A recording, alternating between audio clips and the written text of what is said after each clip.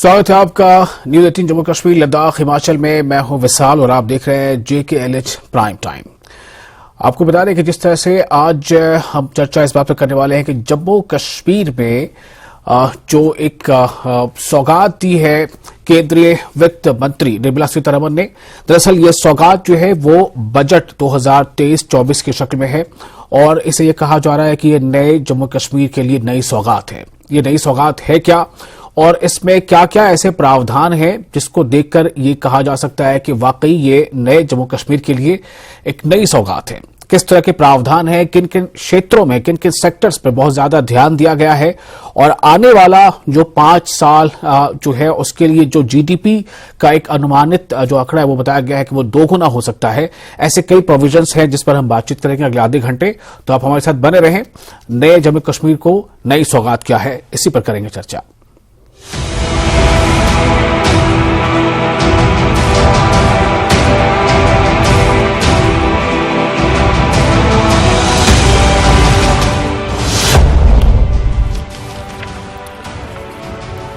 तो जिस तरह ये हम आपको बता रहे हैं कि कैसे ये एक अच्छा संकेत है जो सामने आ रहा है। वो संकेत ये है कि कुल 1,18,500 करोड़ रुपए का जो अनुमानित बजट है वो पेश किया गया है वित्तीय वर्ष 2023-2024 के लिए।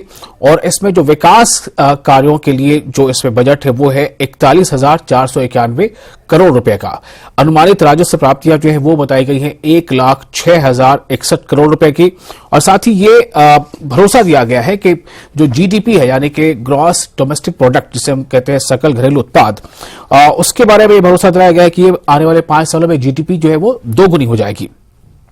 और जो सेक्टर्स हैं जिस पर ज्यादा ध्यान है उनमें कृषि तो है ही, यानी कृषि का स्थायी विकास, और साथ ही साथ जो ग्रामीण इलाके हैं उन ग्रामीण इलाकों में बड़े पैमाने पर आवास बनाने को लेकर, यानी घर देने को लेकर, घर बनाने को लेकर इसमें जो है बहुत ज्यादा फोकस किया गया है। साथ ही 18 लाख से ज्यादा यानी 18,36,000 के आसपास ये आंकड़े हैं ऐसे खानदानों में, ऐसे घरों में पीने का साफ पानी यानी नल, यानी कहते हैं ना कि हर घर नल, तो नल से जल की व्यवस्था पर फोकस है। साथ ही साथ इसमें जो महिला सशक्तिकरण है, समावेशी विकास है, उस पर ध्यान केंद्रित किया गया है। निवेश, औद्योगिक विकास और रोजगार पर जोर है। और जो अलग अलग प्रोविजन है उसके मुताबिक कृषि और बागवानी के लिए जो है वो 2,526 करोड़ रुपए जो इसमें है। स्वास्थ्य और मेडिकल शिक्षा के लिए 2,097 करोड़ रुपए का इसमें आवंटन है। बिजली क्षेत्र के लिए 1,964 करोड़, जो कि एक बहुत बड़ी जरूरत है, खासतौर से सर्दियों के मौसम में जब हालात थोड़े अलग हो जाते हैं तब इसकी बहुत ज्यादा जरूरत महसूस की जाती है। जल शक्ति के लिए 7,161 करोड़ रुपए का इसमें आवंटन जो है वो अनुमानित है। आवास और शहरी विकास, जैसे मैंने पहले बताया, इसके लिए जो अनुमानित जो इसमें है वो आंकड़ा है 2,928 करोड़ रुपए का। और शिक्षा का क्षेत्र है उसमें 1,521 करोड़ रुपए।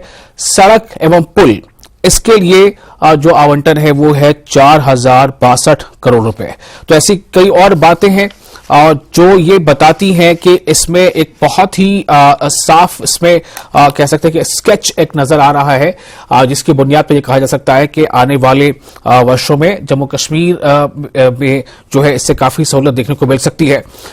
तो इस पर आज हम चर्चा करेंगे खासतौर से बजट को लेकर ही कि बजट के जो प्रावधान है इससे क्या जो अलग अलग सेक्टर के लोग हैं, चाहे वो Kashmir chamber of commerce industries है या फिर Jammu chamber of commerce industries है, वो सेक्टर इसे कैसे देखता है, चूंकि इंडस्ट्रियल ग्रोथ पर भी काफी फोकस इसमें किया गया है।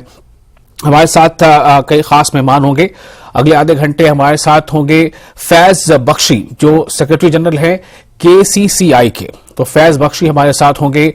गुलाम नबी मलिक होंगे हमारे साथ, स्टेट सेक्रेटरी हैं CPIM के जम्मू कश्मीर। बलदेव सिंह बलोरिया भी हम आशा करते हैं कि वो हमारे साथ जुड़ चुके हैं, जम्मू म्युनिसिपल कॉर्पोरेशन के डिप्टी मेयर हैं।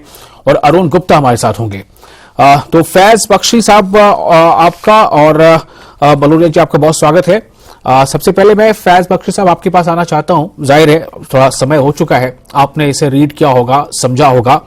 फर्स्ट कमेंट आपका क्या है, कितना ज्यादा इससे आशा की किरण जगती है ये जो बजट है 2023-2024 का जम्मू कश्मीर के लिए।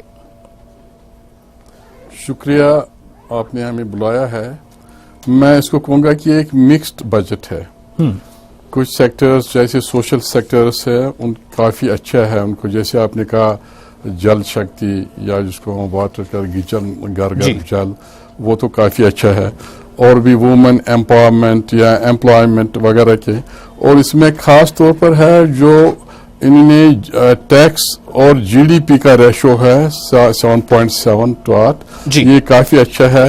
ये दिखाता है कि यहाँ जो बिजनेस क्लास है, बिजनेसमैन है, ट्रेडर्स है, वो टैक्स देने में कभी पीछे नहीं है। और ये भी है कि 3 साल में और डबल हो जाएगा, यहाँ जीडीपी होगा। इसमें कुछ डेवलपमेंट के अच्छे प्रोजेक्ट हैं, जैसे रोड की कनेक्टिविटी, ट्रेन की कनेक्टिविटी कश्मीर तक आ जाएगी, उससे हमारे काफी प्रॉब्लम सॉल्व हों, जो फ्रेट वगैरह और रोड का, उससे वो ठीक रहेगा। लेकिन इस दूसरी साइड से जो industry, trade, commerce, industry, transport और हैंडीक्राफ्ट, हॉर्टिकल्चर, उसमें मुझे इसमें कुछ खास दिख नहीं रहा है। जी, आपने कहा कि एग्रीकल्चर के लिए 2509 करोड़ है, वो ठीक है, लेकिन एग्रीकल्चर हॉर्टिकल्चर एक ही हेड के तहत है। जी हाँ, यहाँ तो चूंकि मेन हॉर्टिकल्चर है, हॉर्टिकल्चर को इनको प्रायोरिटी सेक्टर देना चाहिए था, और जो इनको फैसिलिटीज, इंसेंटिव्स एग्रीकल्चर में है, वो हॉर्टिकल्चर को भी देना चाहिए। उससे यहाँ की जो फ्रूट इंडस्ट्री है उसको काफी बड़ा मिला। इसके अलावा यहाँ जो हैंडीक्राफ्ट का सेक्टर है, एक्सपोर्ट 1700 से 200 करोड़ पर रह गया है, और ट्रांसपोर्ट सेक्टर भी बड़ी मुश्किलात से उनका सामना है। जी, और यहाँ जो एक्सपोर्ट सेक्टर है ये काफी स्ट्रेस में है इस टाइम में, और जनरल ट्रेड भी काफी स्ट्रेस में है। उनकी हमने इनको डिमांड करी थी कि एक पैकेज हो जाए। वो पैकेज हम नहीं चाहते कि माफ करो या मुफ्त करो, लेकिन हम चाहते हैं जो एनपीए अकाउंट है, जिनके इरेगुलर अकाउंट हो चुके हैं, वो रिस्ट्रक्चर किए जाए, और एनपीए को पीछे जैसे पड़े हैं कि पोजीशन वगैरह वो बंद किया जाए, और उनको एक जो नॉन लोन जो बिजनेसमैन सेल्फ इन्वेस्टमेंट है, इनको कैपिटल इन्फ्यूजन की जरूरत है।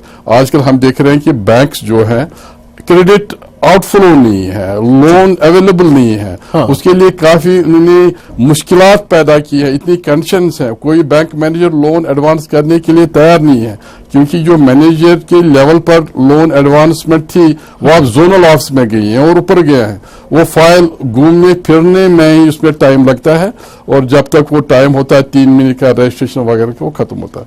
इसके अलावा चूंकि यहाँ वर्किंग सीजन बहुत कम है कश्मीर में, और ये जो हमारा बजट है एलोकेशन इसमें काफी बच जाता है, तो इसमें रोल ओवर होना चाहिए, जैसे लद्दाख में है। हम खुश है उनके लिए है, ताकि इस साल जो बजट बचे जो है वो अगले साल में इसलिए, लेकिन हमारा तो बजट ये जो है ये तो इसका ये एक्सपायर हो जाता है at the end of the.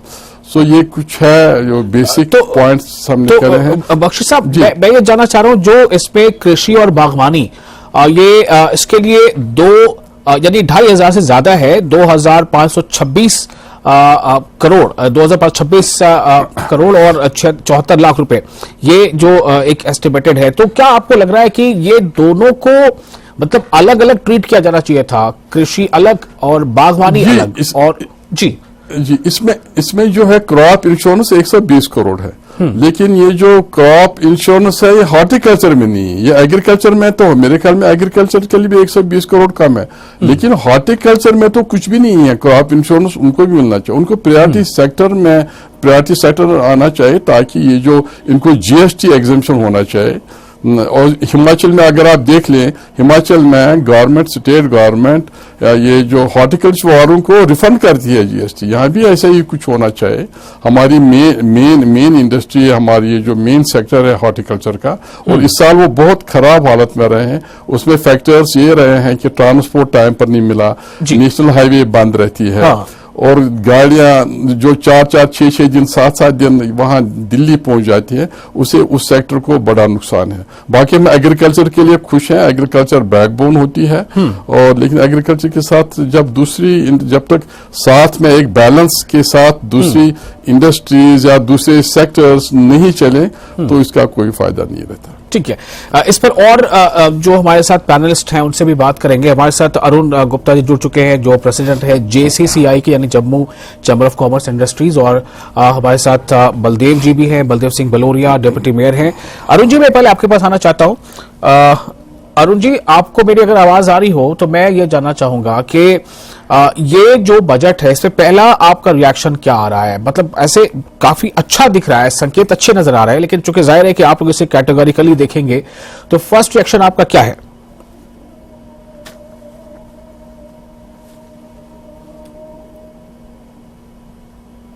Arun ji को मेरी आवाज नहीं मिल रही है, हम फिर कोशिश करेंगे अरुण जी के पास जाने की। बलदेव जी, आपको मेरी आवाज मिल रही है? Baldev Singh Baloria, deputy mayor, Jammu municipal corporation. हाँ जी, हाँ जी, नमस्कार। जी बलदेव जी, कैसे देखेंगे जो पॉइंट्स अभी रेज किया है यहाँ फैज बख्शी जी ने, और ओवरऑल जो इसमें प्रोविजंस हैं, यानी कि 1,18,500 करोड़ का बजट है, फोकस जो है खासतौर से सोशल जो सेक्टर, उस पर काफी ध्यान ज्यादा है। आप इस पर क्या अपनी प्रतिक्रिया देते हैं? मुझे लगता है जो बजट आया है, खासकर जम्मू कश्मीर का विशेष ध्यान रखा गया है।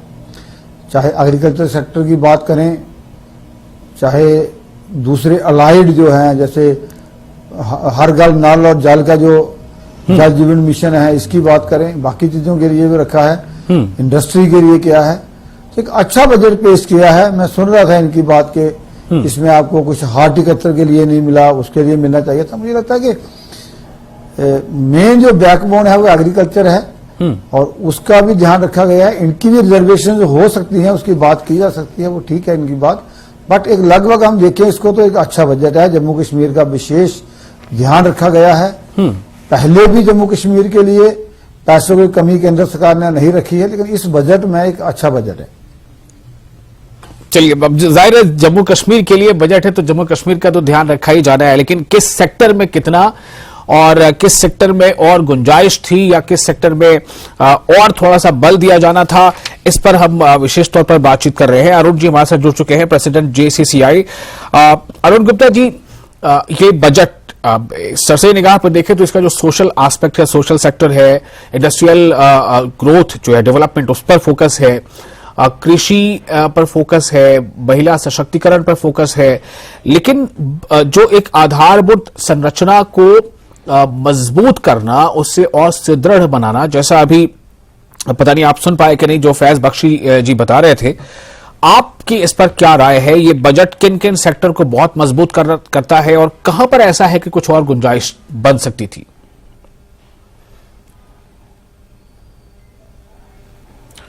देखिए, मैं ओवरऑल इस बजट की बात करूं तो ये एक बड़ा बैलेंस्ड बजट है, लेकिन फिर भी मैं ये कहूंगा अभी की सभी सेक्टर्स जो हैं उनको प्रॉपर देखा गया है कि भाई किस तरह से हम लोग जो है हर सेक्टर की परवाह करते हुए इस बजट को लाएं।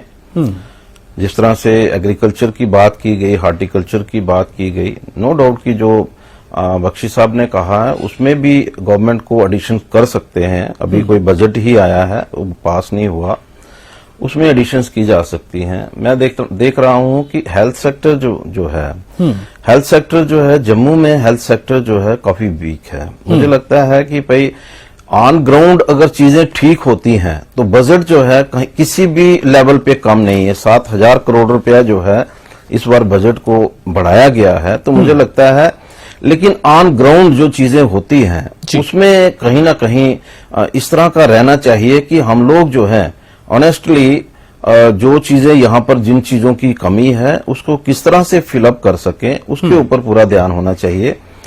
क्योंकि आज की डेट में अगर हेल्थ सेक्टर की बात करेंगे तो हमारे पास अभी की एम्स जो है वो लगभग तैयार है। वो प्रधानमंत्री जी ने 2016 में हमें दिया था, और जो वहां के डायरेक्टर हैं डॉक्टर शक्ति गुप्ता, उनकी एफिशिएंसी है कि उन्होंने बड़े थोड़े पीरियड में उसको कंप्लीट कर दिया। लेकिन जब बजट की बात आती है हेल्थ सेक्टर के लिए, तो हमारे जो डिफरेंट हॉस्पिटल्स हैं जो हमारी हर डिस्ट्रिक्ट में हॉस्पिटल्स हैं, डिस्ट्रिक्ट हॉस्पिटल्स हैं, उसको अपग्रेड करने की जरूरत है, क्योंकि हर एक का फोकस जो है वो हमारा यहाँ पर मेडिकल कॉलेज होता है, और मेडिकल कॉलेज में इतनी कैपेसिटी नहीं है कि कोई पुंछ के लोग भी यहाँ आए, रजौरी के लोग भी आए, कठुआ से भी आए, उधमपुर से भी आए। तो मुझे लगता है कि हर जगह जो है उसका फोकस रहना चाहिए, हर जगह अच्छे हॉस्पिटल्स जो हैं वो डेवलप होने चाहिए।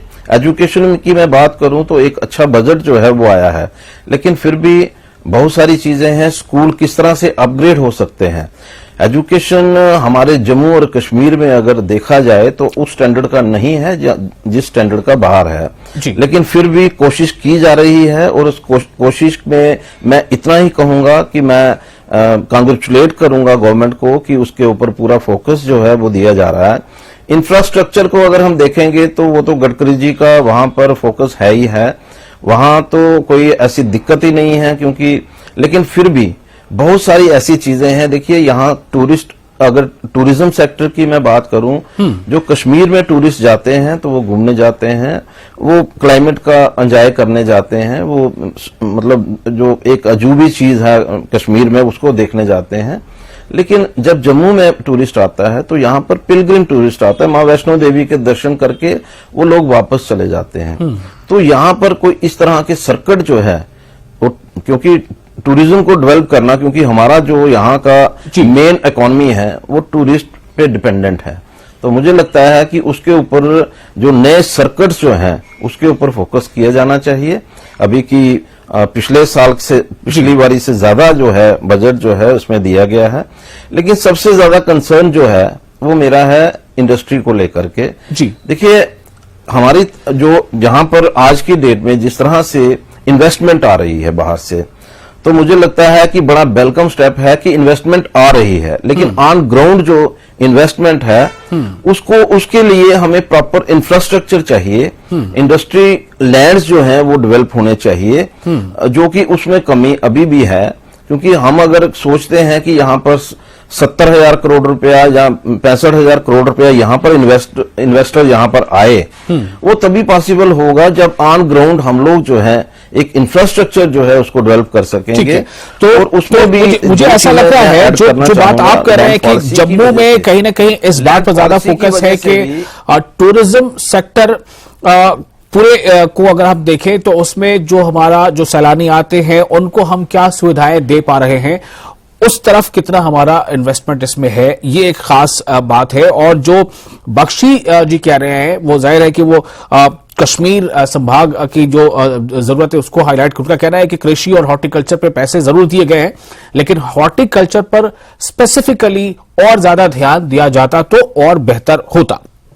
और हम आपको बताएं कि हमारे साथ गुलाम नबी मलिक जो state secretary CPIM Jammu Kashmir वो भी जुड़ चुके हैं। कि फिलहाल हम यहां पर एक छोटा सा ब्रेक लेंगे और ब्रेक के बाद हम इसको और करीब से जानने की कोशिश करेंगे कि इसमें कितना ये उम्मीद जगा रहा है और कितनी आशा इस बात को लेकर है कि अगर अभी नहीं तो बहुत जल्द।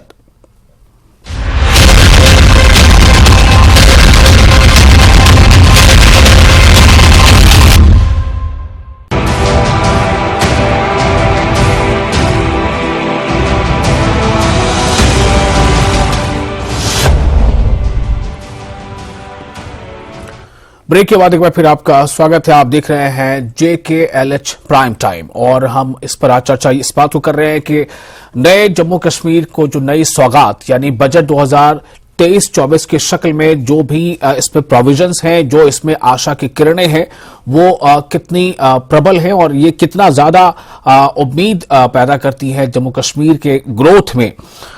तो ये जो खाका तैयार किया गया है वित्तीय वर्ष 2023-24 का, हम बातचीत करें। हमारे साथ जो खास मेहमान हमारे साथ मौजूद हैं, हम आपको फिर से बता दें, हमारे साथ फैज बख्शी हैं, सेक्रेटरी जनरल KCCI यानी Kashmir chamber of commerce industries के। हमारे साथ अरुण गुप्ता, प्रेसिडेंट JCCI, और Baldev Singh Baloria, deputy mayor Jammu municipal corporation, और Ghulam Nabi Malik, state secretary CPIM Jammu and Kashmir. Ghulam Nabi Malik जी, अगर आपको मेरी आवाज मिल रही हो तो मैं ये जानना चाहता हूं कि 1,18,500 करोड़ रुपए का अनुमानी बजट, और इसमें बताया गया है कि 5 सालों में ये जो GDP है वो दोगुनी हो सकती है, ऐसी इसमें आशा है। सेक्टर्स जो है जिस पर फोकस है देही इलाकों में घर यानी आवास पर ज्यादा ध्यान दिया गया है, शिक्षा पर ध्यान है, कृषि और हॉर्टिकल्चर यानी दोनों को, बागवानी को मिलाकर जो अभी आंकड़े थे उस पर बख्शी जी का कहना था कि अगर हॉर्टिकल्चर पर थोड़ा सा और स्पेसिफिक फोकस होता तो बेहतर होता। चूंकि कृषि और बागवानी के लिए ये 2,526.74 करोड़ रुपए है। तो लेकिन फिर भी मैं आपका टेक जानना चाहता हूं कि आप इस बजट को कैसे देखते? हाँ, आपका बहुत शुक्रिया जी, मेरी तरफ से आदाब। और अनफॉर्चुनेटली मैं तो लेट आपके साथ राब्ते में आ गया और मैंने बाकी दोस्तों की बातें तो सुनी नहीं। खैर बहरहाल आपने तो इस पर सबों ने अपनी अपनी राय दी होगी, मगर जहां तक मैं समझता हूं इस बजट को, देखिए आशाएं तो ये तो आज कोई नई बात तो है नहीं। हम 2014 से ही आशाओं पर न टिके हैं और वो आशाएं हमारी आज तक भी 2014 के सैलाब से पैदाशुदा खाइयों को आज तक भी पूरा नहीं कर पाई है। ये मतलब ग्राउंड पर रियलिटी यही है। और आज भी जो 2019 के बाद मतलब जो हमें बताया गया नया कश्मीर, जो भी आप बता रहे थे, नया कश्मीर, मैं समझता हूं कि मतलब इस नया कश्मीर से पुराना कश्मीर ही हमें रहता तो बहुत अच्छी बात थी। खैर बहरहाल बात बजट की है। बजट, आज के बजट का भी यही हाल हुआ, बजट पेश हुआ, कोई डिबेट नहीं हुआ। मुझे लगता है कि इस पे थोड़ा सा आप हमें, ठीक है, आप अपनी राय जरूर रखें, लेकिन नया कश्मीर या पुराना कश्मीर आप देखिए कि किस तरह से वहां पर चीजें जो है वो डेवलप हो रही हैं। जो आतंकवादी घटनाएं उनमें बहुत कमी आई है, स्पोर्ट्स की एक्टिविटीज बढ़ गई है, एजुकेशन की एक्टिविटीज बढ़ गई है, कल्चरल एक्टिविटीज बढ़ गई है। तो अगर एक तो कहा जाता है कि आपका डेवलपमेंट जो वो तभी रफ्तार पकड़ता है जब वहां शांति होती है। तो अगर ये आंकड़े बताते हैं तो मैं उसके बिहाफ पे ये बात कर रहा हूं। वैसे आप अपनी बात करें, आप स्वतंत्र हैं। नहीं, मतलब एक बात मैं कहना चाहूंगा, जहां तक मतलब आतंकवादी ना उस पर कंट्रोल करने का ताल्लुक है, वो तो आर्मी को, डिफेंस फोर्सेस को मतलब वो ना श्रेय जाना चाहिए, दैट इज करेक्ट। मगर हम तो बात इस वक्त करते हैं पॉलिटिकल फोर्सेस की। ये तो पॉलिटिकल पार्टी है जिसने मतलब पॉलिटिकल स्ट्रक्चर है जिसने बजट पेश किया, हम उसकी बात करते हैं। मतलब आतंकवादी बात को एक तरफ छोड़िए। हमारे तो ये इस बजट पे आप क्या कहेंगे? दो बातें हैं। हमारा सबसे बड़ा मामला जो है बेरोजगारी का, तो इसमें कहीं भी किसी भी जगह उस पर बात है नहीं। जहां तक एग्रीकल्चर का ताल्लुक है, एग्रीकल्चर हमारा सबसे बड़ा सेक्टर है और एग्रीकल्चर के सिलसिले में हमसे 22 लाख कनाल जमीन ले रही है सरकार लैंड बैंक के नाम पर। 5 लाख कनाल ले लिए और बाकी लेनी है, ये हमसे ले लिया। और महसूलात भी 12,000 करोड़ ले रही है, इस बजट में दिखाया गया है ऐसा। और मतलब जो हमें मिल रहा है 1,18,000 करोड़ जो आप बता रहे हैं हमें, उसमें 35% ही सिर्फ हमारा डेवलपमेंटल मतलब पर्पज के लिए है। और वो उन 35% में कितना ग्राउंड पर खर्च होता है, कितना मतलब ब्यूरोक्रेसी पर क्या खर्चा होता है और जेबों में कितना चला जाता है, वो हमने देखा है, उसका तजुर्बा है।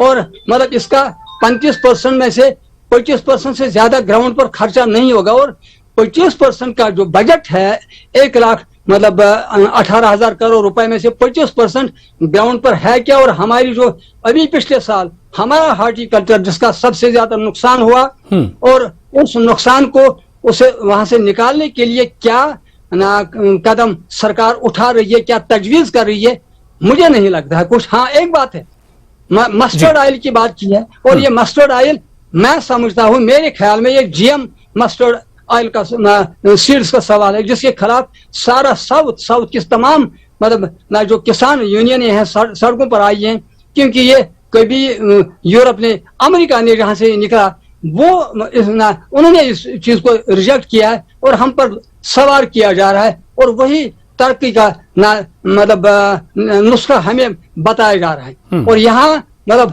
हमारी से जमीन लेकर मुझे बताइए, मतलब आज इस साल क्लाइमेटिक चेंज की वजह से मतलब पानी जो मेट वाले जो है मेट डिपार्टमेंट, उनकी भी प्रोडक्शन है कि मतलब ड्राउट होने वाला है। और क्या सरकार के जहन में ये कोई बात है, इसके सिलसिले में कोई मेजर्स हैं ताकि किसान बच पाए, एग्रीकल्चर बच पाए? और हद ये है, मवेशी है, मतलब मवेशी है, शीप हस्बेंड्री है, उसको डेवलप करने के लिए क्या क्या रखा है हमारी सरकार ने? 629 करोड़ रुपए। और जो हम आज भी मतलब इंपोर्ट कर रहे हैं राजस्थान से मतलब अपने खाने के लिए मीट, और यहाँ डेवलप करने के लिए 629 करोड़, ये भी कोई मतलब मायने रखता है क्या? और ना जब इसमें ये अच्छा मैं बस छोटा सा जवाब चाहूंगा, वक्त पे बस कम है और आप देर से जुड़ पाए हैं। इसमें आपको अच्छा क्या नजर आ, ये तो बता दीजिए। कुछ भी इसमें अच्छा नजर आपको नहीं आ रहा?